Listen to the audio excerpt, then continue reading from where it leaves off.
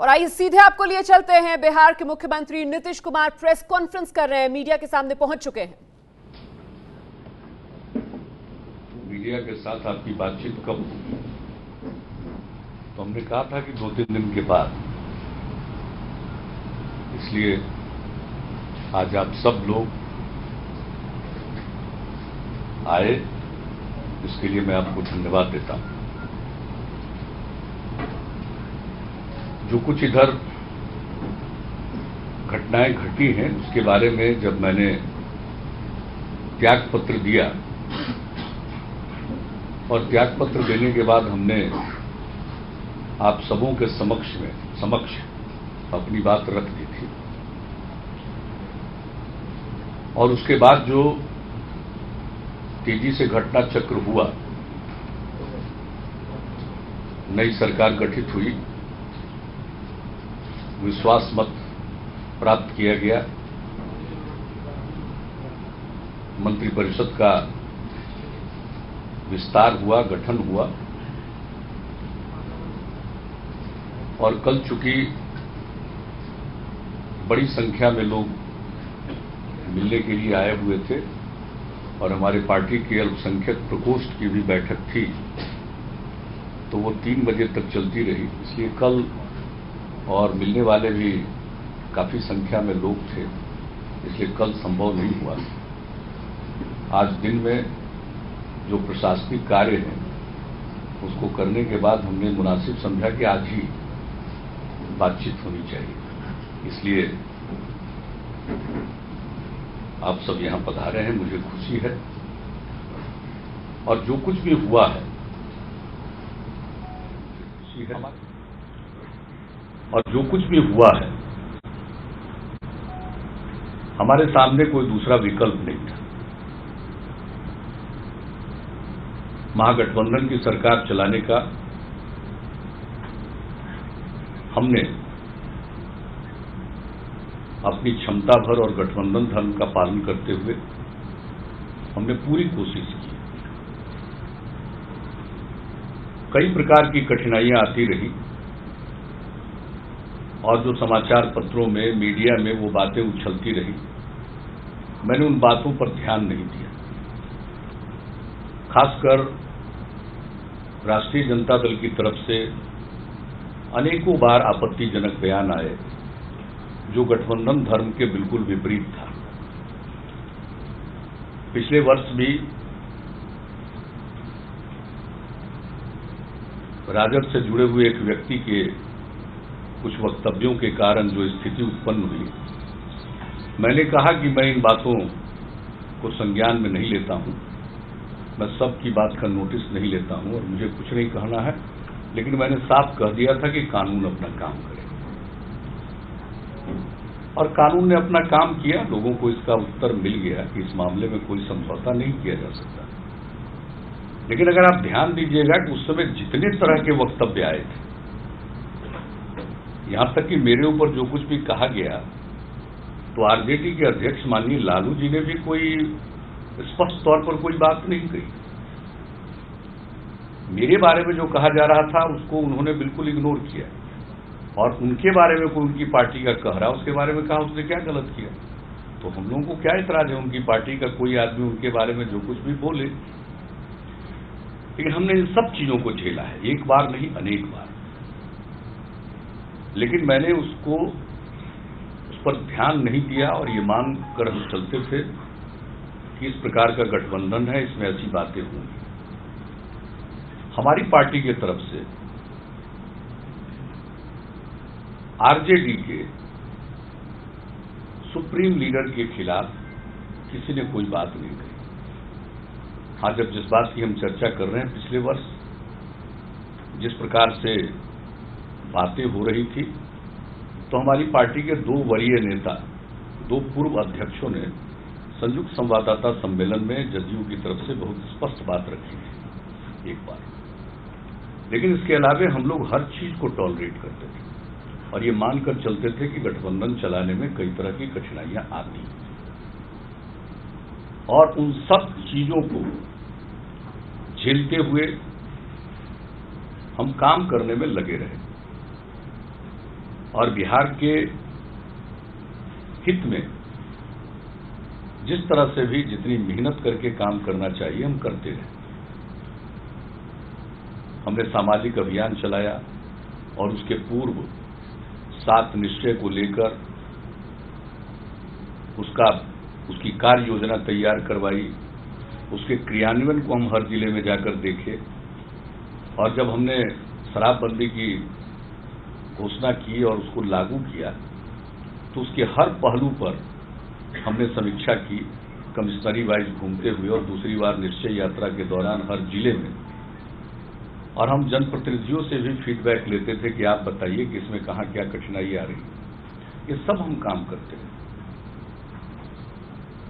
और पिछले 2 महीना पहले, 2.5 महीना पहले तो हमने उसको और टाइटनिंग किया। इधर उधर से खबर आई और मैं इसके लिए मीडिया को धन्यवाद देता हूं कि उन्होंने कुछ जगहों पर शराब से संबंधित कारोबार के बारे में उजागर किया। उसने बहुत बड़ी मदद की इस पूरे मामले को और मुस्तैदी के साथ अगर कहीं कोई कमी है तो उसको दुरुस्त करने में। और मीडिया की अहम भूमिका होती है। अगर मीडिया न रहे तो बहुत सारी चीजें जो नीचे घट रही हैं उसकी जानकारी लोगों को नहीं मिल सकती। लोकतंत्र का चौथा स्तंभ है। इसलिए अगर मीडिया में कोई बात आती है तो उसको हम गौर करते हैं घटनाओं के बारे में। तो हम करते रहे, पूरी मेहनत करके सारा काम करते रहे और नीचे के स्तर पर इधर उधर जो कुछ भी हस्तक्षेप प्रशासनिक कार्यों में भी होता रहा, इन सब चीजों के बीच हम विकास का काम करते रहे और पूरे गठबंधन धर्म का पालन करते रहे। और मेरे मन में बात आती कि भाई इस गठबंधन का नाम ही हमने महागठबंधन दिया, तो अगर कुछ कठिनाई आती है तो उसको झेलना चाहिए और यथासंभव काम करना चाहिए। तो हम करते रहे।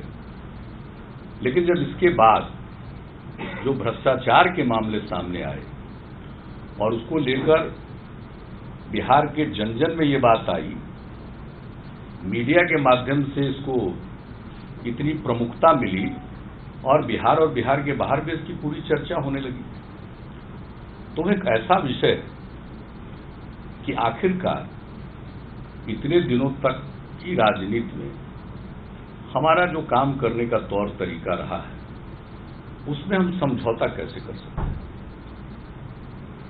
हमने प्रारंभ से भ्रष्टाचार के खिलाफ सशक्त अभियान चलाया है। यहां पर कानून में भी परिवर्तन लाया और लोगों की, अगर भ्रष्ट कोई लोक सेवक है उसकी प्रॉपर्टी को भी अटैच करने का काम किया गया। ये सब जहां हो रहा है जिस राज्य में, अब ऐसी बातें सामने आती हैं तो फिर कठिन परिस्थिति थी और तरह तरह की बात की जाने लगी। जब पहली बार देश के विभिन्न हिस्सों में छापा पड़ा तो उसके बाद ट्वीट करके कहा गया कि बीजेपी को नए सहयोगी के लिए धन्यवाद, बधाई। और 40 मिनट के अंदर उस ट्वीट की फिर व्याख्या की गई। लेकिन जो ट्वीट किया गया उसका इंपैक्ट क्या पड़ा था, मैसेज क्या गया था, बहुत क्लियर था, बहुत साफ मैसेज था। और 40 मिनट के अंदर उसका इंटरप्रिटेशन भी किया गया तो लोगों ने कहा कि भाई ये एक सिर्फ बात बनाने वाली बात है, लेकिन मूल जो भावना थी और जो मैसेज गया था बहुत स्ट्रांग मैसेज गया था। दूसरी तरफ से ये बात हो रही थी।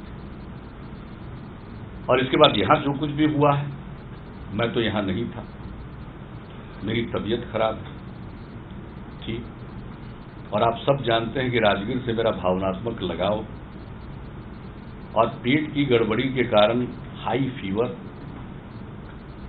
सब तरह का जांच डॉक्टर्स ने किया, दवा तो खा ही रहे थे। लेकिन आप जानते हैं कि राजगीर के कुंड में नहाने का और राजगीर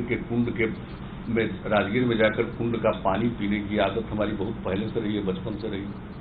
हम चले गए स्वास्थ्य लाभ के, अगले दिन छापा पड़ता और मुझे वहां जानकारी दी जाती। आप में से कई लोग वहां पहुंच भी गए। मैं क्या बात कर सकता था, हमारी तो किससे बात हो नहीं रही थी। लेकिन तरह तरह के कयास लगाए जाने लगे। लेकिन फिर भी जब हम यहां वापस लौट कर आए तो मेरी बात भी हुई, लालू जी से भी एक बार नहीं कई बार बातचीत हुई, और मैंने हर बार यही कहा कि भाई जो आरोप लगे, जो सीबीआई ने केस रजिस्टर किया है, तो उसके मामले में स्पष्ट कर देना चाहिए, तथ्यगत उसके बारे में स्पष्टीकरण देना चाहिए, उसका एक जवाब देना चाहिए। तो इससे आम जनमानस में बेहतर प्रभाव जाएगा और हम लोगों के लिए भी बेहतर होगा, ताकि हम लोग भी इस बात को कह सकें। लेकिन जो समाचार पत्रों में जो केस रजिस्टर किया गया, उसे आप एफआईआर जो मानते हैं, जो भी मानते हैं, वो सारी बातें आई है, उसके मद्देनजर तो स्पष्ट करना ही चाहिए। सारी बात चलने लगी कि इस्तीफा क्यों नहीं ले रहे हैं, इस्तीफा क्यों नहीं ले रहे हैं। मैं जानना चाहता हूं कि पिछले 20-21 दिनों में बिहार, और बिहार ही नहीं, देश भर के मीडिया में जो ये बात आती थी और सीधे क्वेश्चन मार्क मेरे ऊपर था कि भाई इतने दिनों से जो इनका काम करने का तौर तरीका रहा है, भ्रष्टाचार के खिलाफ जीरो टॉलरेंस की बात करते रहे हैं, तो ऐसी स्थिति में ये क्या करेंगे? ये सारे प्रश्न तो उठ रहे थे। हमारे पार्टी की मीटिंग तो 2 जुलाई को हुई थी, स्टेट एग्जीक्यूटिव की मीटिंग। उसमें लिए गए निर्णय के फॉलो अप में 11 जुलाई को एक मीटिंग थी, जिसमें स्टेट एग्जीक्यूटिव के अलावे विधानमंडल दल के सभी सदस्य और जो उम्मीदवार पिछले चुनाव में, विधानसभा के चुनाव में उम्मीदवार थे, उन लोगों को भी बुलाया गया था। जिला अध्यक्ष भी थे, हमारे जितने प्रकोष्ठ हैं उनके अध्यक्ष को भी बुलाया गया था। और संगठन संबंधी बात पूरी होने के बाद जो लोगों को बाकी अगर कोई बात अन्यान्य में कुछ कहना हो तो लोग कहना शुरू करते हैं। तो हमारे पार्टी के अंदर 29 लोगों ने अपनी बात रखी उसके बाद, और एक के बाद एक सब लोगों ने इस बात पर प्रकट किया कि हम लोगों की जो नीति रही है उससे हम लोगों को अलग नहीं हटना चाहिए। ये पूरी मीटिंग में ये हमारे पार्टी के लोगों का विचार था। तो हमने मीटिंग को कंक्लूड करते हुए, सारी बातों की चर्चा करते हुए, उसके बाद हमने कहा कि हम तो यही चाहेंगे कि लोग इस बात का स्पष्टीकरण दे दें, एक्सप्लेन कर दें, जो भी आरोप लगे हैं उसके बारे में तथ्यगत ढंग से बिंदुवार जवाब दे दें, यही बेहतर होगा। और हम लोगों की पार्टी से इतना ही कहा गया। अब उसका भी उत्तर क्या आया और किस तरह से मजाक उड़ाने लगा कि भाई ये सीबीआई के हैं, ये क्या हैं। हमने ये तो नहीं कहा कि जेडीयू के सामने या मेरे सामने स्पष्टीकरण देना चाहिए। हमने तो कहा आम जनता के सामने स्पष्ट कर देना चाहिए कि बात क्या है, मामला क्या है, तथ्य क्या है। यह बोलना कि मुझे फंसाया जा रहा है अपने समर्थकों के लिए तो ठीक है, कोई बोलता है राजनीति में रहने वाला, तो उसके लिए समर्थकों के लिए तो बात हो जाती है। हम माइनर हैं, कुछ भी हो, ये सब समर्थकों के लिए। लेकिन आम जनता के लिए तो ये जरूरी था कि एक्सप्लेन कर देना चाहिए। और जब हमसे तेजस्वी जी मिले भी कैबिनेट मीटिंग के बाद अकेले से, तो ये सारी बातें हुई। हमसे कहा गया कि आप ही बता दिए क्या एक्सप्लेन करना। हमने कहा कि भाई हम ये प्रॉपर्टी, एसेट्स और कंपनी वगैरह के बारे में मेरी कोई जानकारी नहीं है, हमारा इन सब चीजों का कोई अनुभव नहीं, इसलिए हम क्या सलाह देंगे। हमारा तो सिर्फ इतना ही कहना है कि जो आरोप है उसके बारे में जो आप कह सकते हैं उसको कहिए और इसका अच्छा असर आम जनमानस पर जाएगा। यही हमने कहा बार बार। अब बार बार कहा जाता था कि भाई अगर कुछ कहेंगे तो एफआईआर में कुछ फ्लॉ है तो उसको लोग दुरुस्त कर लेगा। ऐसी कोई बात नहीं, हम तो कोई टेक्निकल और लीगल बात कर ही नहीं रहे थे। हमने तो कहा फैक्चुअल कहने की बात और आम जनता के बीच मीडिया के माध्यम से प्रकट कर दीजिए और इसका लाभ होगा महागठबंधन। लेकिन इसके लिए लोग तैयार नहीं थे। अब तैयार इसलिए नहीं थे कि लगता है कि कुछ स्पष्टीकरण देने की उनकी कोई स्थिति ही नहीं थी। और उसके बाद हम लोगों के पार्टी के लेजिस्लेचर पार्टी की मीटिंग नहीं थी पहले से, लेकिन ये था कि 26 को होगा कि 27 को होगा, ये तय नहीं था। लेकिन जब 26 तारीख को आरजेडी की लेजिस्लेचर पार्टी की मीटिंग हुई दिन में 12 बजे, और जो बात सामने आई तो जब अखबार में आ गया 25 तारीख को कि उनकी मीटिंग होने वाली है 12 बजे, तब फिर हमारे पार्टी के चीफ व्हिप इन लोगों ने कहा, हमने कहा आप भी 26 की शाम में बुला लीजिए, तो कम से कम स्थिति भी फिर स्पष्ट हो जाएगी। दिन के उनकी मीटिंग के बाद जो उनकी बात सामने आएगी उस रोशनी में हम लोग अपने पार्टी में डिस्कस करेंगे, और इसलिए शाम में मीटिंग रख दी गई। अब जो बात आई उस दिन लेजिस्लेचर पार्टी के बाद, वो भी वही पुरानी बात आई। हम तो इस्तीफा मांग नहीं रहे थे, इस्तीफा नहीं देंगे, और मीडिया में बात जरूर आ रही थी देना चाहिए, बहुत लोग मांग कर रहे थे, वो गलत बात है। लेकिन उसके बाद और स्पष्टीकरण के बारे में कह दिया, जो भी कहना होगा हम लोग उपयुक्त स्थल पर कहेंगे। तो ये कुल मिलाकर स्थिति यह आ गई कि साथ इसके बाद असेंबली का सेशन होने वाला है, और अब तो हम लोगों को निर्णय लेना पड़ेगा।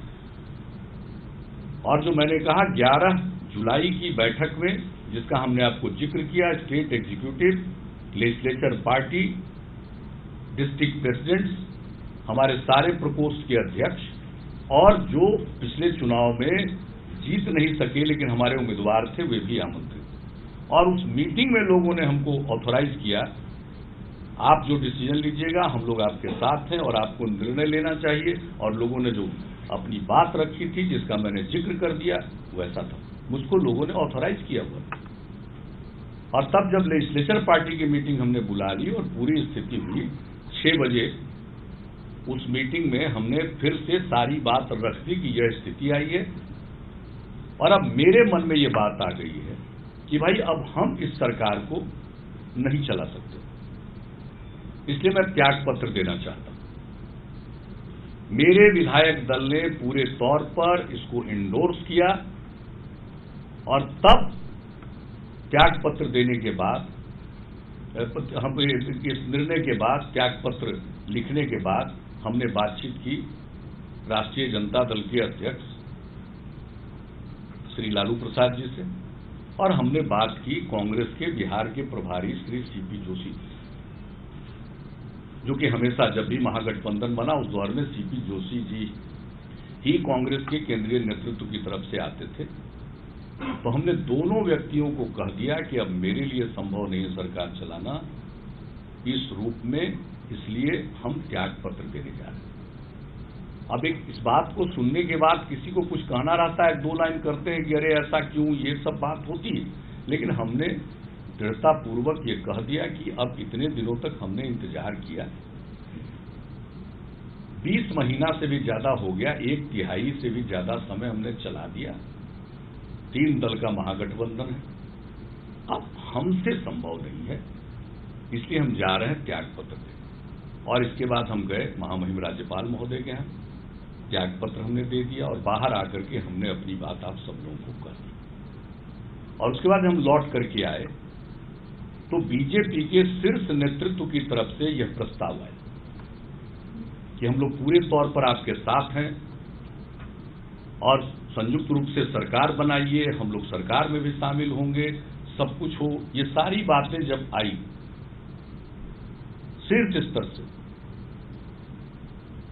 तो ये सारी बातें हालांकि होने के बाद तुरंत प्रधानमंत्री महोदय ने ट्वीट भी किया, हमने उत्तर भी दे दिया, लेकिन ये जब बात आई तो हमने अपने लेजिस्लेचर पार्टी में ये बात रख दी। हमारे विधायक दल ने पूरे तौर पर, उन लोगों ने कहा कि आप बताइए, हमकी विधायक दल की बैठक है, हम उस पर पहले बात कर लेते हैं। विधायक दल की बैठक में जब इंडोर्स कर दिया लोगों ने, तब हमने वापस कहा और ये कहा कि अगर संयुक्त रूप से काम करना है तो, और उन लोगों का ही प्रस्ताव था कि संयुक्त बैठक भी हो जाए, तो उनकी भी बैठक थी, वो बैठक उनकी समाप्त हो चुकी थी। तो यहां आने में उन लोगों को घंटा भर से भी ज्यादा लगा, क्योंकि उन्होंने अपनी बैठक समाप्त कर दी थी। तो फिर सब लोगों को बुलाया और यहां पर संयुक्त बैठक हुई और यह निर्णय हुआ, नेता निर्वाचित हुए, मीटिंग बाजाबता फॉर्मल हुई, और उसके बाद ये तय हुआ कि हम लोग चलकर महामहिम राज्यपाल महोदय के यहाँ जाकर सरकार बनाने का दावा पेश करें। उस दिन महामहिम राज्यपाल महोदय की तबीयत कुछ खराब हो गई थी, वो IGIMS में गए हुए थे, तो जब तक वो IGIMS में लौटते नहीं तब तक तो उनसे मिल नहीं सकते थे। जब वो लौटे उसके कुछ ही समय के बाद हम सब लोग गए, मिले, उनके सामने रखा। उन्होंने दावे को स्वीकार करते हुए सरकार बनाने का निमंत्रण दिया और ये तय हुआ कि कल सुबह 10 बजे सरकार का शपथ ग्रहण होगा। वो हुआ और उन्होंने 2 दिन का समय दिया विश्वास मत हासिल करने के लिए। 48 घंटे का समय 2 दिन का मिला, 1 दिन के अंदर हम लोगों ने विश्वास मत हासिल किया और तब मंत्रिमंडल का विस्तार हुआ। तो ये है पूरी कहानी। बहुत लोगों को लगता है कि ये बहुत सेटल्ड था, सब कुछ तय था। अब वो आप सोचिए, घटनाएं इतनी तेजी से घटी हैं और यह सब कुछ हुआ, तो ऐसी स्थिति में जो भी निर्णय हुआ, और हम तो देखते थे अपने पार्टी के लोगों का विचार सुनते रहते थे, लोग उबे हुए थे। और कल मैं बताता हूं, सबसे पहले हमारे पार्टी के अल्पसंख्यक प्रकोष्ठ की बैठक यहां थी। 1000 से ज्यादा हमारे अल्पसंख्यक प्रकोष्ठ के साथी आए। प्रखंड स्तर पर जो अल्पसंख्यक प्रकोष्ठ के अध्यक्ष हैं वो अभी आए थे, और जिला स्तर पर सारे लोग। और जो हमने लोगों का मूड देखा, भाई हम तो एनडीए में भी पहले थे, उस समय से लोग साथ थे, वो अपनी भूमिका देखते थे। समाज में प्रेम और सद्भाव स्थापित करने के लिए, अल्पसंख्यकों के कल्याण के लिए जो काम किया, तो सब के सब लोग बिल्कुल ही इस बात से खुश थे। तो जो हमारी पार्टी की इकाइयां हैं उसमें इस बात को लेकर प्रसन्नता है कि यह हुआ, और आज तक अब जब ऐसा होता है तो हमको मालूम है, अगर हम चुपचाप झेलते रहते तो हमें तो जवाब देना पड़ता कि भ्रष्टाचार के मामले में आपका क्या रवैया। और हम जानते थे अगर दूसरा निर्णय लेंगे तो लोग कहेंगे महागठबंधन था, और सेकुलरिज्म की बात लोग उठाएंगे। तो मैंने तो हाउस था, वो जुम्मे का दिन था, इसलिए समय नहीं था, हमने संक्षेप में ही जो जरूरी बातें थी हमने कह दिया। सेकुलरिज्म एक विचार है और हमें किसी के सर्टिफिकेट की जरूरत नहीं। जब भाजपा के साथ एनडीए की सरकार थी तो अल्पसंख्यकों के कल्याण के लिए जितने काम हुए हैं, जरा बता दे गिन करके कि अगर उतने काम कहीं हुए हो, और इस काम को हम आगे बढ़ाते रहे, एनडीए नहीं भी रहा तब तक। भागलपुर में दंगा हुआ था और साहब लोगों को ऊपर फाइनल रिपोर्ट सबमिट किया गया था। हम तो जब निकले थे न्याय यात्रा में तो वहां मालूम हुआ कि बहुत लोगों के मन में एक दुख है और तकलीफ है। इसलिए सरकार बनी और सरकार बनने के बाद हमने भागलपुर के दंगे की जांच फिर से करवाई, और वो दूसरे कारणों से, जो पहले जो जांच आयोग बना हुआ था उसका जो टर्म्स ऑफ रेफरेंस था उससे अलग इसका टर्म्स ऑफ रेफरेंस था। और उसके अलावे हमने सीआईडी को, विभाग को कहा था, सीआईडी को, कि आप देखिए कि जितने मामले हुए हैं जिसमें फाइनल रिपोर्ट हुआ है क्या कुछ है। वहां से रिपोर्ट आई 29 ऐसे केसेज हैं जिसमें प्रमाण और साक्ष्य रहते हुए भी चार्जशीट के बजाय फाइनल रिपोर्ट सबमिट कर दिया गया, और उन लोगों ने इजाजत लेकर फिर से केस को रीओपन किया है, इन्वेस्टिगेशन किया, और उसके बाद चार्जशीट दायर हुआ, लोगों को सजा। अब उसके आगे न्यायिक प्रक्रिया है, वो अपनी जगह पर है। लेकिन आप समझ लीजिए, और उन लोगों को उस स्तर पर जो जांच आयोग गठित हुआ उनके रिकमेंडेशन पर उस स्तर का मुआवजा दिलवाया गया जो 84 में जो दंगा हुआ था सिख विरोधी,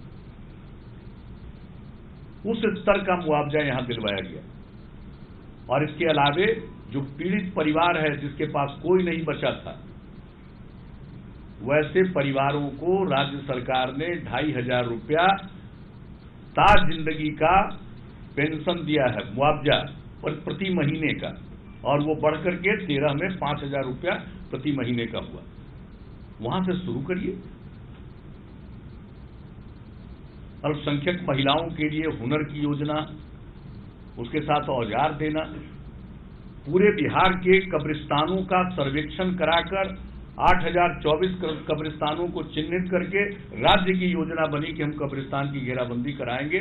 पहले से जो कब्रिस्तान की घेराबंदी की स्कीम थी वो महज मामूली थी और उसमें कुछ हो नहीं पाता था।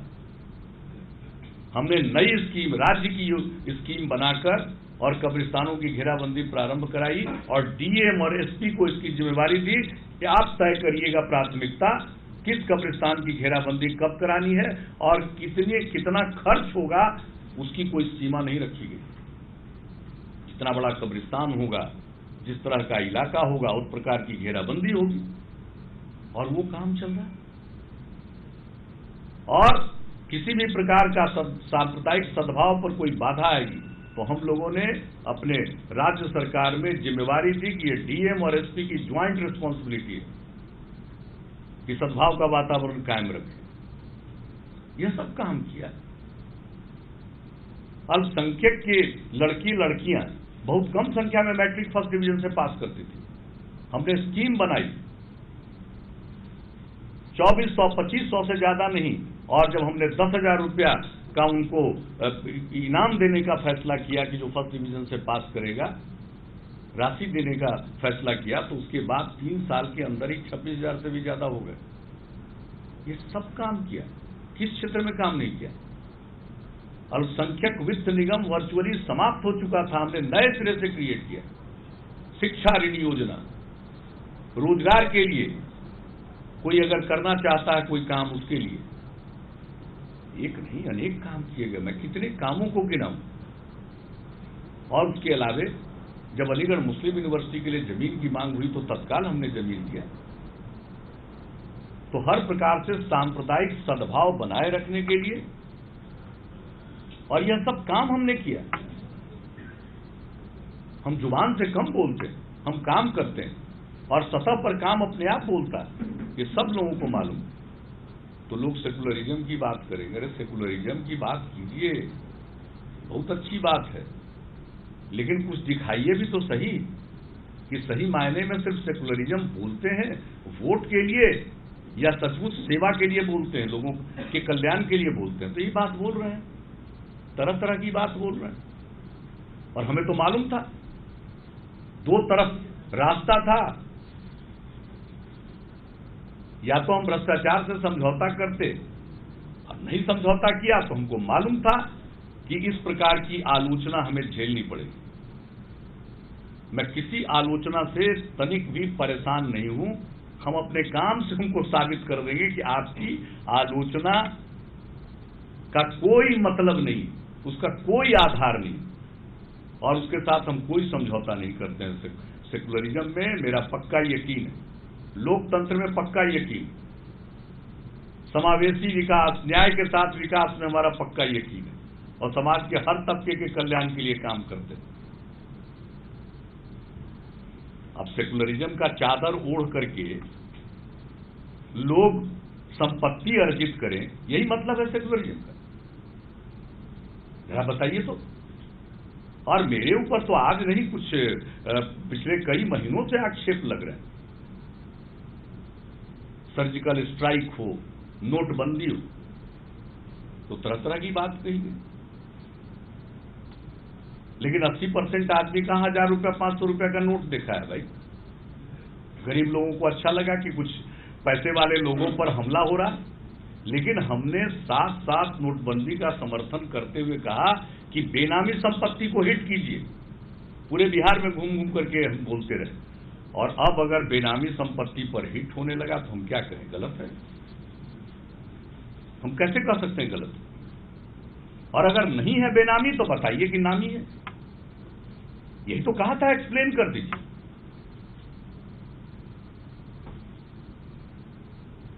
यही तो हमने कहा था, एक्सप्लेन कर दीजिए। अगर एक्सप्लेन कर दिए होते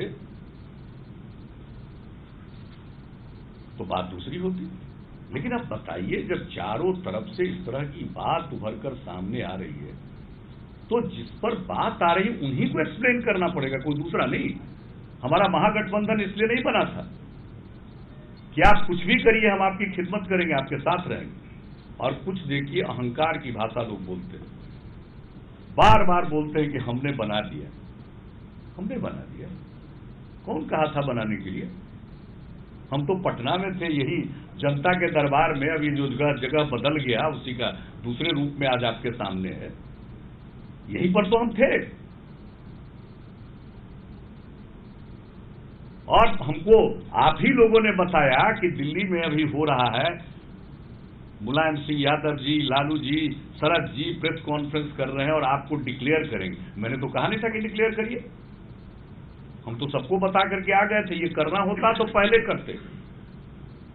जिस दिन बात हो रही थी उसी दिन करते कि आज हम हैं कल भी रहेंगे, आप कह दीजिए। लेकिन अब नहीं कहा तो बहुत कम समय ये सब बोलने की जरूरत नहीं है, सीट वगैरह का समझौता कर। लेकिन क्यों आकर के इतनी जल्दी किए?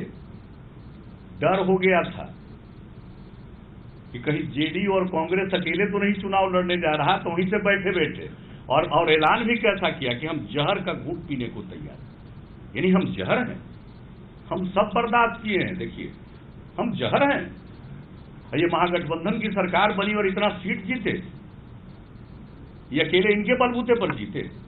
और बलबूते की बात लोग करते हैं और बिहार के और बहुत लोगों को भ्रम रहता, हमारे चंद पढ़े लिखे और कॉलम लिखने वालों को भी भ्रम रहता बेस को लेकर के। मास बेस कास्ट बेस नहीं होता है, और हम कास्ट बेस में यकीन नहीं करते, हम मास बेस में यकीन करते। पता नहीं कितने लोग दावा करते हम बनाए, हम ही को बनाया। यार बताएं आपको, Lalu ji Patna university students union का चुनाव लड़ रहे थे, हम इंजीनियरिंग कॉलेज में थे, हमारे यहाँ 500 स्टूडेंट थे, और हमारे इंजीनियरिंग कॉलेज का कैंडिडेट था उनके खिलाफ सबसे जो जिसको कहते हैं कि सामने फ्रंट में डायरेक्ट कंटेस्ट में था। आपको मालूम है? ये भूल गए। उस इंजीनियरिंग कॉलेज में मेरी प्रतिष्ठा थी। इंजीनियरिंग कॉलेज के मुद्दों को लेकर हम छात्रों के मुद्दों को लेकर के हम लड़ते थे और सबको उसका मिलता था, उसकी मांगे पूरी होती थी। मुझको इतना प्रेम और सम्मान अपने इंजीनियरिंग कॉलेज में था। बिहार कॉलेज ऑफ इंजीनियरिंग उस समय था, अब तो एनआईटी बन गया, मेरे ही प्रयास से एनआईटी बन गया। 500 थे स्टूडेंट, उसमें से 450 वोट लालू जी को दिलवाया। आज बात करते क्या किया? हम एमएलए बने आपकी कृपा से बने क्या? हम बाढ़ के एमपी बने 89 में आपकी कृपा से बने क्या? हम पहली बार एमपी का चुनाव लड़े तो कौन लड़ रहे थे हमसे, हमारे खिलाफ? ये छिपी छिपाई बात है। आप गए थे क्या कुछ वोट दिलवाने? 91 का चुनाव हुआ, वो तो कंप्लीट पोलराइजेशन था मंडल कमीशन के बाद। उसमें आप जरूर गए, लेकिन उसकी नहीं भी जाते तो कोई फर्क नहीं पड़ता। और उसी चुनाव में घूम रहे थे। आजकल उसी चुनाव का कहानी बता रहे हैं, मर्डर केस के एक्यूज हैं। आप बताइए क्या बनाया है? अरे जब जननायक कर्पूरी ठाकुर जी का निधन हो गया था, लोकदल विधायक दल के नेता का चुनाव था, कई लोग इनके साथ थे। मैं इन सब बातों की चर्चा नहीं करता हूं। एक विधायक सिर्फ, और हमने वो किया तय। जितने गैर यादव विधायक थे सब लोगों से लोकदल में हमने बात किया कि अब जननायक कर्पूरी ठाकुर जी नहीं है, हम लोगों को यादव समाज से ही नेता बनाना चाहिए, वो सबसे बड़ी संख्या में है। अब वो बनेंगे तो सबको साथ लेकर चलने की कोशिश करनी होगी उन्हें। कर्पूरी जी को तो पार्टी के अंदर बहुत कष्ट दिया जाता था, अब इसका कोई दूसरा रास्ता नहीं। हमको आज तो रहे नहीं, वीरेंद्र बाबू सब लोग साथ दिए, और ये वोट के बदौलत ये लोकदल विधायक दल के नेता बने। हमारे लिए क्या किए? अरे भाई हमने क्या क्या नहीं किए, आज बड़ा बोलते रहते, लोग भूल जाते हैं। और इनके जो बड़े भारी हैं ना, जो बोलते रहते हैं, उनको समझाने में सबसे ज्यादा देर लगा था हमको। उनके जो खास बने हुए हैं ना, जितना अनाप शनाप बुलवाना है उन्हीं से जो बुलवाते हैं, उन्हीं को समझाने में हमको सबसे ज्यादा समय लगा। और आज तक उस आदमी को इसी बात की तकलीफ है हमसे, तो बात करते हैं। अरे नहीं क्लियर है तो पुराने आदमी नहीं है, पुराने लोगों से पूछ लीजिएगा। सब क्लियर हो जाएगा। तो क्या किया है भाई? जब सरकार बन गई, नारा लगा देता था वर्कर लोग, लालू नीतीश जिंदाबाद। इनको 3-4 महीना के बाद खराब लगने लगा था। किसका नमक काहे घुसा देता? आप से नहीं जानते हैं दीपक जी, जान लीजिए ठीक से। तो हमारे लिए क्या किया है भाई? आज कह रहे थे, अपनी मर्जी से डिक्लेयर किए थे। वो बोलते हैं कि पहले कह रहा था। पहले की बात जरूर थी, जेडीयू की चाहत थी, अलायंस जब बन रहा था, बनने वाला था और हो गया था कि ये मान लीजिए ये करना चाहिए, वो बात अलग थी। लेकिन आपने महीनों उस पर जब निर्णय नहीं लिया, तो जब मीटिंग हो रही थी मुलायम सिंह जी की घर पर, तो हमने तो साफ कहा इसकी कोई जरूरत नहीं है, वो वक्त बीत गया, अब सिर्फ सीटों का बंटवारा कर लीजिए, अब उसके आगे कुछ और करने की जरूरत नहीं। तो आप अपने किए, अपने गरज में ऐलान किए, हम तो नहीं कहने गए, हमने तो नहीं कहा था, और बन गए। आज ही बताते हैं कि सबसे बड़ी पार्टी 80 और हम लोग 71। इसका जवाब तो क्यों नहीं देते? हम लोगों के समर्थकों ने आंख मूंद कर वोट किया, और आपका इतना प्रभाव नहीं है, या आपकी नीयत कैसी थी आप जानिए, कि आप उस तरह से वोट ट्रांसफर अपना पार्टी वाला नहीं करा सके। एक नहीं अनेक उदाहरण। 2 हमारे उम्मीदवार तो फिर हारे हैं ये तीर अतीर धनुष के चक्कर में। लेकिन उसके अलावा एक नहीं कितने क्षेत्र हैं। मैं तो हाथ जोड़कर विनती करूंगा आप सब लोगों से, आप लोग और आपके मित्र लोग कॉलम लिखते हैं, उठा करके एनालिसिस कर लीजिए, जो हमारे कैंडिडेट्स कहां हारे। लेकिन बात हम तो कभी इन सब चीजों की चर्चा करते नहीं थे। देखिए, अहंकार बड़ी बुरी चीज है। इस अहंकार में हमने ये कर दिया, हमने वो कर दिया। अरे क्या कर दिया? ये सब दावा नहीं करना चाहिए और बहुत अहंकार नहीं पालना चाहिए। 2010 का परिणाम सबके सामने है, और तब जबकि पासवान जी भी उधर थे, अब पासवान जी भी इधर हैं, माननीय रामविलास पासवान जी। बहुत भ्रम नहीं पालना चाहिए। लेकिन चलिए, ये आगे की बात है। हम लोगों ने जो निर्णय लिया है, जो हम लोगों को फीडबैक अपने साथियों के माध्यम से, आम लोगों के माध्यम से जो मिल रहा है, लोगों में प्रसन्नता है कि यह निर्णय बिल्कुल सही हुआ। लेकिन मैं जानता हूं कि मुझे कुछ आलोचना झेलनी पड़ेगी, कुछ बड़े बुद्धिजीवियों के कॉलम्स के जरिए। मैं ये जानता हूं एक से एक बुद्धिजीवी हैं। कुछ बुद्धिजीवी तो हमको कह देते हैं इसका कोई बेस ही नहीं। एक से एक बुद्धिजीवी है, कौन कौन से शब्दों का प्रयोग मेरे लिए होता है मैं देखता हूं, लेकिन मुझे कोई तकलीफ नहीं है, सब स्वतंत्र है। हमने पहले भी कहा है, हम गांधी जी को के विचारों में यकीन रखते हैं। उन्होंने कहा था कि भाई मीडिया को आजादी होनी चाहिए, पत्रकारों को आजादी होनी चाहिए, जो इच्छा लिखिए। अच्छा ही लगता है हमको, कोई बुरा नहीं लगता। क्या फर्क हमको पड़ता है? अगर कोई हमको बेसलेस कह दे तो अच्छा, बिना बेस के हम एमएलए बन गए, एमपी बन गए, मुख्यमंत्री बन गए, सब बन गए। लेकिन भाई जब कुछ भी बने तो जरा मेरे क्षेत्र में, मेरे राज्य में या केंद्र में जिन मंत्रालयों को हमने देखा, उसमें तो जाकर सर्वे करके पता कर लीजिए कि मेरे काम से के बारे में लोगों की क्या धारणा है। बेस और कास्ट बेस, कौन किस जात में पैदा होगा ये किसी को पता है? अगर कास्ट बेस को कुछ लोग मास बेस समझते हैं तो भाई वो उनकी काबिलियत है, उनकी विद्वता है, वो जाने, हमें कुछ नहीं कहना। तो खैर ये सब बातें होती रहती हैं और अभी होंगी।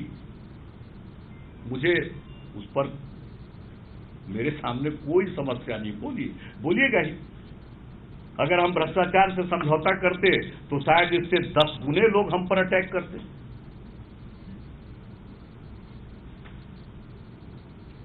इशारा कर रहे हैं बंद करने का, चलिए। तो जो भी हमने निर्णय लिया है, पार्टी की राय पर निर्णय लिया। और एक बात हम आप लोगों को और बता देते हैं भाई, जान लीजिए, हमारी पार्टी जनता दल यू, हम राष्ट्रीय अध्यक्ष भी हैं, लेकिन हमारी पार्टी को मान्यता सिर्फ और सिर्फ बिहार में है। इसलिए बिहार के मसले पर जो बिहार की पार्टी डिसीजन लेती है वही सब कुछ है।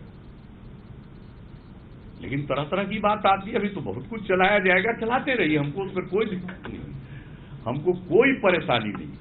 और अच्छा है, हो सकता है सब कुदरत का खेल हो, एक ही साथ कई समस्याओं का समाधान भी हो जाएगा, कोई परेशानी नहीं। अरे भाई हम बोल रहे हैं, हमको क्या पता कौन सी समस्या आप क्रिएट करते हैं, आप जानिए, हमारे सामने तो कोई समस्या नहीं। एक बात बताइए, शराब माफिया है जो आपकी पार्टी महागठबंधन की सरकार चला रहे थे, आप 2 साल में परफॉर्मेंस को कैसे देखते हैं? अगर अच्छा मानते हैं तो उसमें आरजेडी का भी कॉन्ट्रीब्यूशन है, ये भी आप मानते हैं? देखिए, महागठबंधन की सरकार 20 महीने चली, 1 साल 8 महीना, 2 साल नहीं, और 1 साल 8 महीने में जितना भी हमने काम किया उसकी व्याख्या आप कर लीजिए। विकास के काम में कोई कोताही नहीं बरती गई, और मैं ये मानता हूं कि हमारे मंत्रीगण महागठबंधन में भी काम करने में इच्छुक थे, लेते थे, लेकिन सवाल उसका नहीं है। अलग स्तर पर जो नीचे से लेकर के विभिन्न चीजों में गवर्नेंस के इशूज जो होते हैं, उस मामले में नीचे के स्तर पर अब फोन चला जाए, हस्तक्षेप हो जाए, वो परेशान हो जाए, तो कई चीजों को बिल्कुल रास्ते पर लाने में समय लगता था। लेकिन जहां तक विकास का काम, उसमें किसी प्रकार की कोताही नहीं बरती गई। महागठबंधन का साथ छोड़ने के बाद बीजेपी के साथ मिलकर सरकार बनाने के बाद बतौर मुख्यमंत्री नीतीश कुमार की यह पहली प्रेस कॉन्फ्रेंस, सिलसिलेवार ढंग से अपने ऊपर लगे तमाम आरोपों का नीतीश कुमार ने जवाब दिया। चाहे बीजेपी के साथ पहले से सेटिंग का आरोप हो, चाहे अपनी मर्जी से महागठबंधन को तोड़कर बीजेपी के साथ जाने के फैसले को पार्टी पर थोपने का आरोप हो, चाहे सांप्रदायिक ताकतों की गोद में जाकर बैठ जाने का आरोप हो, और साथ ही साथ नीतीश कुमार ने जोरदार हमला किया है लालू प्रसाद यादव पर। कहा जननेता नहीं, जाति के नेता हैं लालू प्रसाद यादव। मैं कास्ट बेस पे यकीन नहीं करता, मास बेस पे मैं यकीन रखता हूं।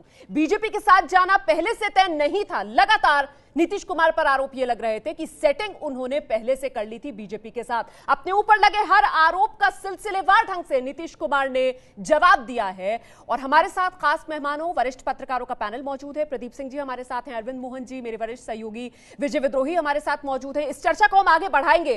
क्या आईना दिखाने में कामयाब हुए नीतीश कुमार अपने विरोधियों को? ये बड़ा सवाल आगे जिस पर हम बात करेंगे। और बड़ी खबर यह कि तेजस्वी के पास सफाई के लिए कुछ था नहीं, क्योंकि मौका बार बार दिया गया तेजस्वी यादव को सफाई देने का अपने ऊपर लगे आरोपों पर, और इसी वजह से महागठबंधन में बने रहना मुश्किल हो गया था, क्योंकि समझौता कर नहीं सकता था भ्रष्टाचार के साथ। ये नेशनल स्तर की बात है। जिस प्रकार से हमने यहां सारा निर्णय पार्टी की के राज्य स्तर की इकाई को के विचार के आधार पर किया, उसी तरह से वहां हम करें। नरेंद्र मोदी आपके नेता हैं, नरेंद्र मोदी आपके नेता हैं। अरे ये कोई सवाल ही नहीं है आपका, ये तो सवाल ही नहीं है, ये कोई प्रश्न नहीं है।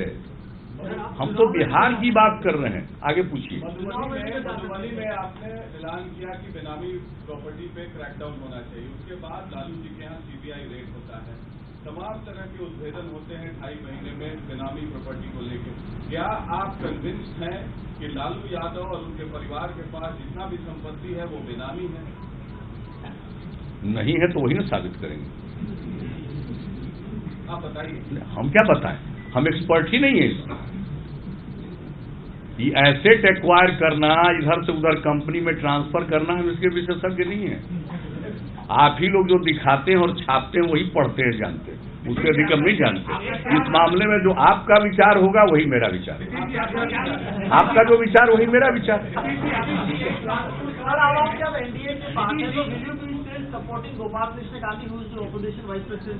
नहीं, ये बात आप लोग बहुत अच्छा पूछ लिए। जिस दिन ये बात हो रही थी उस दिन भी हमने बता दिया, डे 1 हमने वचन दे दिया है गोपाल कृष्ण गांधी जी को।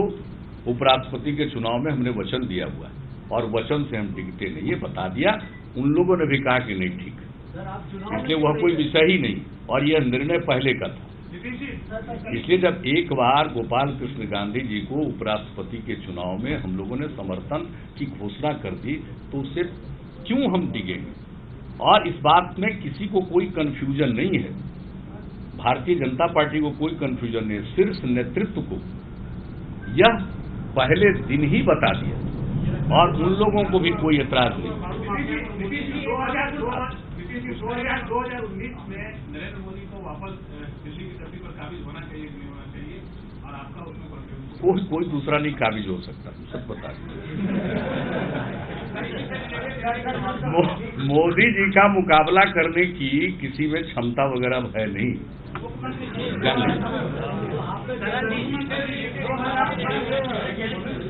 आगे बढ़िए। एक साथ तीन नहीं, अब वो बार बार बोल रहे हैं उधर से सीनियर। मेरा सवाल है, आपको पार्टी के महासचिव त्यागी जी ने कहा कि दारू माफिया आपकी पार्टी को और भाजपा को डिस्टेबलाइज करने के लिए पैसा कॉन्फ्रेंस चला। अरे छोड़िए, कोई सुनिए, ये सब चीज बोलने का नहीं है, कार्रवाई का चीज है। यहां ये सब नहीं चलने दिया जाएगा किसी भी कीमत पर। और आप देख लीजिएगा, इसके लिए जुबान से बोलने की जरूरत नहीं है, काम बोलता रहेगा। और हम लोगों की पार्टी को तोड़ने की क्षमता किसी में नहीं है, और हमारे पार्टी के लोग इस प्रकार के नहीं हैं कि किसी के बहकावे में आने वाले हों, या किसी तरह के जिसको कहिए कि उसको लोभ या लालच या कोई किसी को दे, इससे आने वाले नहीं। हमारी पार्टी इस मामले में बहुत मजबूत है। भी कार्रवाई करेगी बेनामी संपत्ति के खिलाफ जी, आर्थिक अपराध इकाई भी कार्रवाई करेगी, जहां तक अधिकार है करती है। और हम तो ये आज नहीं, हम तो पिछले 6 साल से ही सवाल उठा रहे हैं कि जो ईडी की रिस्पॉन्सिबिलिटी हम बार बार कह रहे हैं कि कम से कम पहले 5 करोड़ कहा था, और अभी तो हाल में हमने कहा कि अब 10 करोड़ तक कर देना चाहिए। यहां देना चाहिए स्टेट के पुलिस को ये पावर, ताकि वो भी कर सकें, क्योंकि इतने देश में मामले हैं, वो सब जगह तो जा नहीं सकते। तो ये तो हमारी मांग पहले से है, और इस चीज को हम जारी रखे हुए, और आगे भी हम इस बात की चर्चा करें। लेकिन नियम के ये कानून के मुताबिक जो राज्य की पुलिस के अधिकार क्षेत्र में है, राज्य के अधिकार क्षेत्र में, उस पर तो हम एक्शन करते हैं और आगे भी करेंगे। लेकिन जो केंद्रीय एजेंसी के अधिकार क्षेत्र में, वो केंद्रीय एजेंसी करेगी। 2009 में आपने कहा था मुख्यमंत्री जी कि जो हमें विशेष राज्य का दर्जा देगा उसके साथ जाएंगे। नाम तो लीजिए ना, नरेंद्र मोदी क्या कितना दिन खाली यही कहते रहे, नाम लीजिए ना, क्या मतलब है? नरेंद्र मोदी जी मुख्यमंत्री जी क्या है? कि विशेष राज्य का दर्जा देंगे। आपसे मेरा रिश्ता मुख्यमंत्री का है, नाम लेके पूछिए। ठीक पूछ रहे हैं। ये कह रहे हैं कि 20 महीने की आपकी सरकार में राज्य का दर्जा क्या आपको आश्वासन नहीं, हम लोग तो उसकी मांग करते रहे हैं, और ये बिहार का जो मांग है, इसको हम रखते रहे। अभी के केंद्र सरकार के भी समक्ष रखा है, पहले ही से रखा हुआ है। तीसरा विकल्प भी था आपके पास, मैंडेट पब्लिक का ले लेते, क्यों नहीं गए? क्या कौन सा विकल्प था? नहीं, वो विकल्प नहीं हो सकता। वो विकल्प नहीं हो सकता है कि आप फ्रेश चुनाव करने जाइए, वो कोई विकल्प ही नहीं। इसलिए कि रोज रोज चुनाव कराना भी उचित नहीं। और ये बिहार के हित में फैसला है, स्टेट के हित में फैसला है कि बिहार की तरक्की और बेहतर ढंग से हो सकेगी। सेंटर और स्टेट एक ऑन सेम पेज है, तो अब ज्यादा बेहतर ढंग से काम हो सकेगा, इसकी संभावना है। 20 महीने आपकी सरकार चली, 20 महीने में मिट्टी घोटाला से लेकर बहुत सारे घोटाले का खुलासा हुआ, जिनके साथ आप गए हैं। क्या उन खुलासों के फिर से जांच करेंगे आप? यहाँ देखिए, जो राज्य के इनके प्रश्न के उत्तर में हमने बता दिया, कोई हम स्पेसिफिक बात पर नहीं कहेंगे, इसलिए कि मेरे लिए किसी स्पेसिफिक चीज पर कहना, कल होकर यह आरोप लगेगा कि आपने बायस किया, इसलिए हम किसी एक घटना के बारे में नहीं कहेंगे। लेकिन राज्य के अधिकार क्षेत्र में जो भी मामला होगा, राज्य सरकार कानून सम्मत ढंग से अपना काम करती है, रूल ऑफ लॉ है। और हम शुरू से बोलते रहे हैं कि आज तक मेरा सिद्धांत है कि न हम किसी को फंसाते हैं, न हम किसी को बचाते हैं। कानून अपना काम करता है और इसी तरह से काम होगा। हम लोग किसी को न तो नाहक परेशान करने वाले हैं और न जो कानून कहता है उसके मुताबिक कोई अगर एक्शन होता है तो उसमें कोई हस्तक्षेप करने वाले।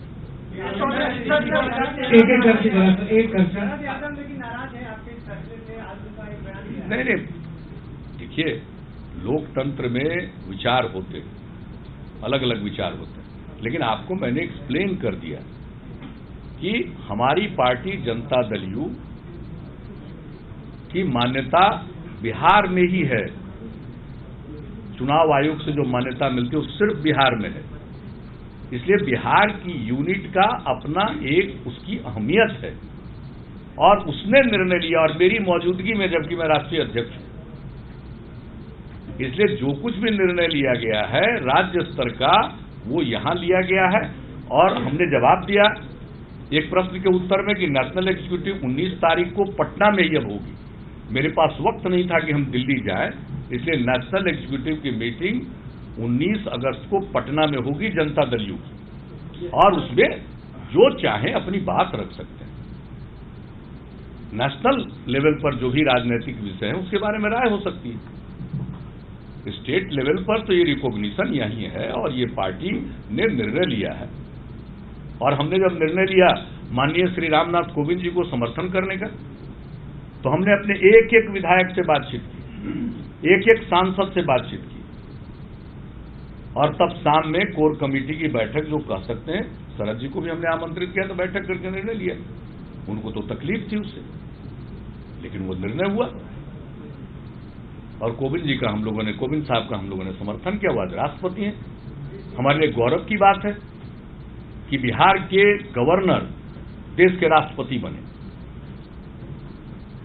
तो ये सब चीजें ऐसी हैं, उसको हाईलाइट आप करने के लिए स्वतंत्र हैं, लेकिन हम लोगों का जो भी रास्ता है वो बहुत ही क्लियर कट है और सब कुछ नियम से और जो स्वस्थ परंपरा है उसका पालन करते हुआ। लेकिन आप जानेंगे कि हर चीज के हिमायती सब नहीं हो सकते, सबके विचार की इज्जत करनी चाहिए, लेकिन अंततोगत्वा निर्णय तो बहुमत का होता है। व्यक्तिगत विचार हो सकता है। या छोड़िए, सब बात तो बंद करिए, हो चुका है, सेटल हो चुका है।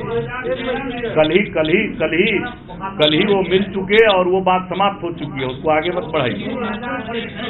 उसका कोई बेस नहीं आगे बढ़ाने का।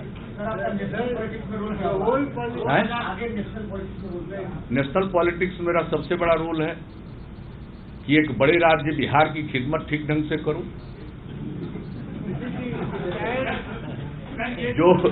जो पूरे नेशन के लिए उदाहरण बने। हमने कई काम किया जो उदाहरण है। आज मेरी चर्चा अगर बिहार के बाहर होती है तो काम के चलते होती है, और हमारी पार्टी की हैसियत इतनी बड़ी नहीं है कि हम नेशनल एस्पिरेशन पाले, उसकी कोई जरूरत नहीं। और नेशनल लेवल पर तो रोल प्ले करते ही रहे और कर ही चुके हैं। माननीय अटल बिहारी वाजपेयी जी की सरकार में कौन कौन विभाग के मंत्री रहे? रेल मंत्री रहे हैं, कृषि मंत्री रहे हैं, सरफेस ट्रांसपोर्ट, अब तो डिपार्टमेंट का नाम बदल गया, 2 हिस्से में बट गया, उसको देखते रहे। आदरणीय वीपी सिंह जी, स्वर्गीय वीपी सिंह जी की सरकार में कृषि राज्य मंत्री रहे, और जब देवीलाल जी इस्तीफा कर दिए थे तो उन्होंने पूरा कहा कि तुम ही को ये काम देखना। तो बहुत काम कर चुके हैं, देश घूमते रहे, एक एमपी के रूप में, केंद्रीय मंत्री के रूप में। तो देखिए, पॉलिटिक्स में आज सेवा करने का मौका बिहार है, तो बिहार की सेवा करना यह भी एक राष्ट्रीय धर्म है, यह भी राष्ट्रीय कर्तव्य है, किसी भी राज्य की सेवा करना। और अगर किसी राज्य की आप बेहतर ढंग से सेवा कर रहे हैं तो ये राष्ट्रीय भूमिका नहीं है, ये अपने आप में राष्ट्रीय भूमिका है। राष्ट्र तो सभी राज्यों को मिलाकर ही बनता है ना। हाँ, चलिए अब पूछिए। राहुल गांधी ने कहा था कि 3 महीने पहले ही उनको एहसास हो गया था कि आप जाने वाले हैं, और इस पूरे प्रकरण में कांग्रेस की भूमिका कैसे देखते हैं? आपने मुलाकात ये खुशी की बात है, कम से कम उनको 3 महीने पहले अब एहसास होने लगा, अच्छी बात। लेकिन हम तो मिलने गए, तब तक कोई एहसास नहीं था।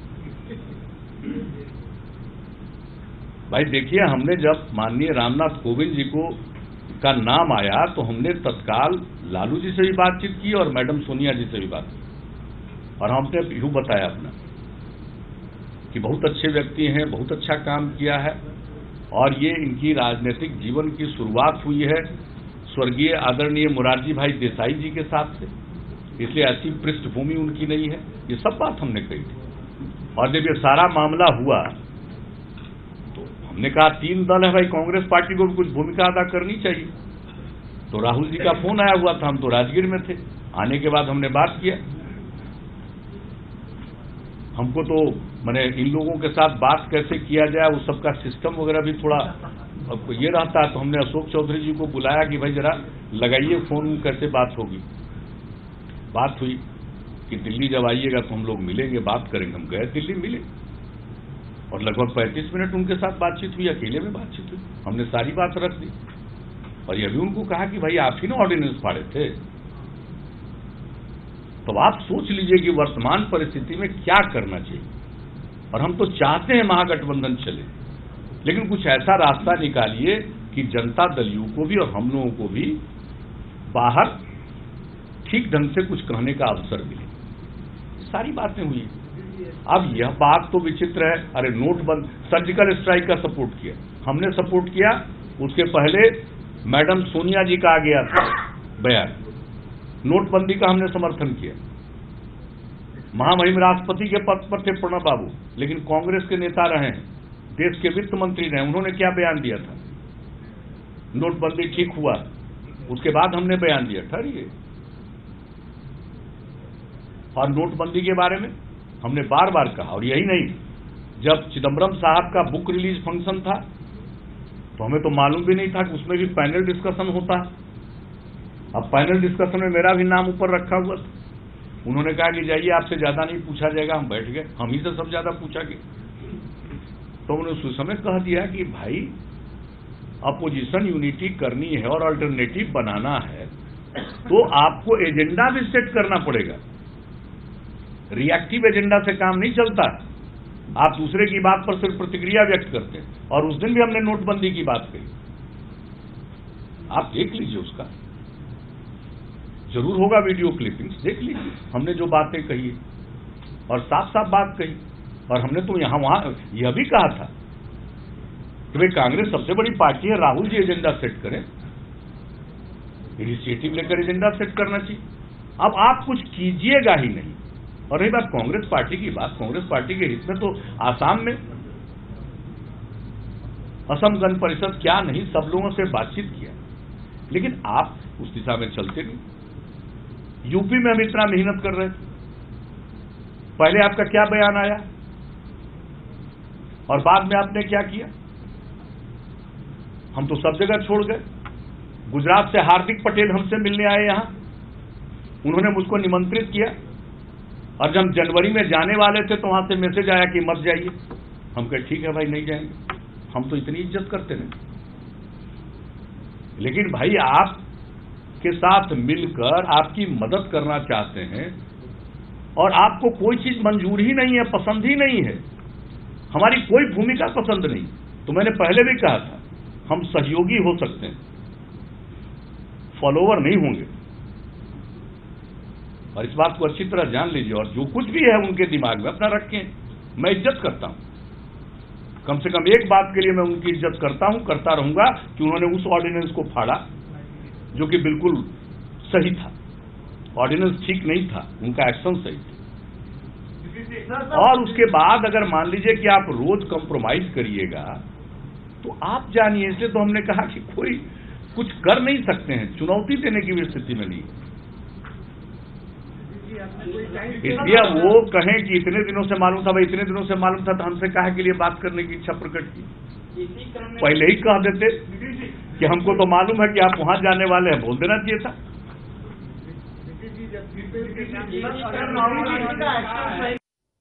तो नीतीश कुमार को आप सुन रहे हैं। नीतीश कुमार जो कि बीजेपी के साथ सरकार बनाने के बाद पहली बार मीडिया के सामने आए हैं और एक बड़ी बात उन्होंने ये कही कि 2019 में भी नरेंद्र मोदी ही प्रधानमंत्री बनेंगे। एक बार फिर से सुनते हैं। कोई टाइम फ्रेम दिए हैं, सबको मालूम है ना, सामने रखा हुआ है, जल्दी बोलना चाहिए। वातावरण जिस ढंग का बना हुआ, हमको टाइम फ्रेम क्या देना, जल्दी बोलना चाहिए। उसके लिए टाइम फ्रेम होता है। हम लोग और आप लोग इंटरेक्ट कर रहे थे, इसका कोई टाइम फ्रेम होता है? सबको मालूम है क्या टाइम फ्रेम है। उसी तरह से यह तो स्वयं समझना चाहिए कि साहब क्या टाइम होना चाहिए। 2013 में आपने कहा था कि आडवाणी जी और वाजपेयी जी का जमाना बीजेपी में चला गया, अब आपके लिए बीजेपी के साथ काम करना मुश्किल है। तो 2013 और 2017 क्या परिवर्तन देखते हैं कि आपको बीजेपी में सहजता महसूस हो रही है? दूसरी तरफ का हिसाब देखकर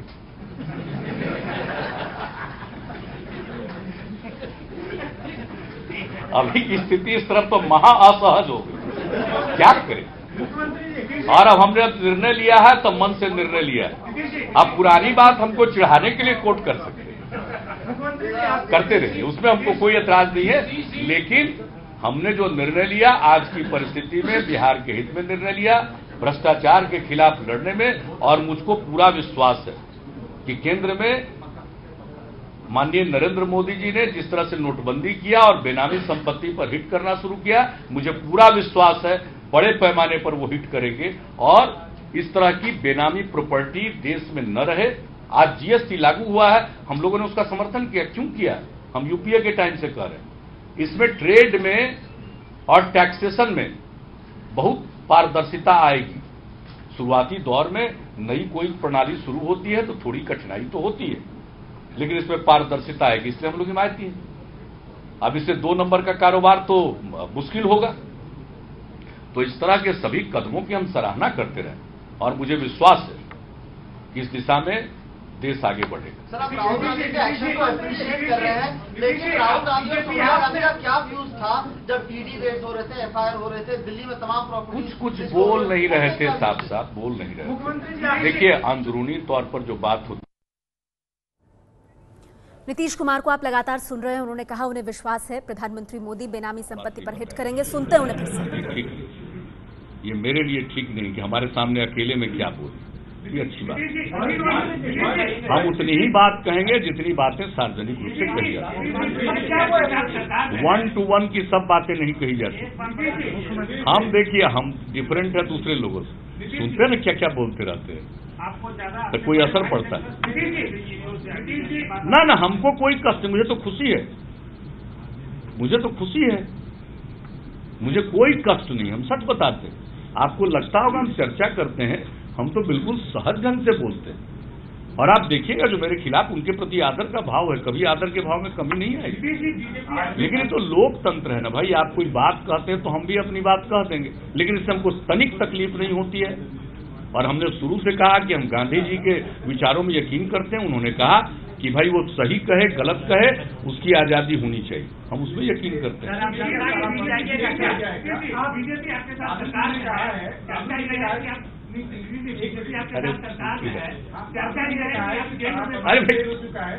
शराबबंदी फेल हो चुका है, होम डिलीवरी हो रही है, लेकिन वो आपको बार बार मना करते थे, उसके बावजूद क्या हुआ? फ्लॉप अभी तो सबको पता है फ्लॉप है कि सक्सेसफुल है। शाम में क्या हालत रहता था, आप ही लोग बताइए ना भाई, फ्लॉप है कि सक्सेसफुल है। जहां कहीं कोई फ्लॉप करने की कोशिश करे, जरूर उजागर करिए उसको, हम लोग एक्शन करेंगे। इसीलिए कि आप लोग शाम के बाद कहां जा पाते थे। आपको लगता था कि शाम के बाद कहीं जाएं, बाजार में निकलें, कुछ करें, धीरे से जल्दी निकल जाते थे। जो हालत रहता था, हम उसका इशारा कर रहे हैं। अरे भाई, सब बात अभी तो बिहार की बात है, और नेशनल एग्जीक्यूटिव की मीटिंग हमारी होगी, और उस नेशनल एग्जीक्यूटिव में हम लोगों का जो आप लोगों ने एनडीए और बाकी बातें पूछी, जो भी हमारा आगे का कदम होगा। लेकिन जहां तक बाकी सारी बातें हैं, अभी वो सारी बातें काल्पनिक,